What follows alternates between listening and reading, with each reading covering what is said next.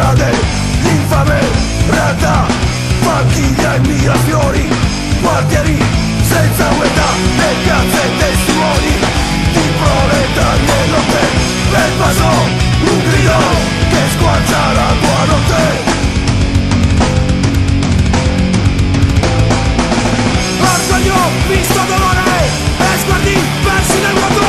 Lottare ciminiere, sputare ancora fuoco. Di giorno sporca di fame, di notte come una sposa. Torino, legge di strada, Torino, romanzo rosa.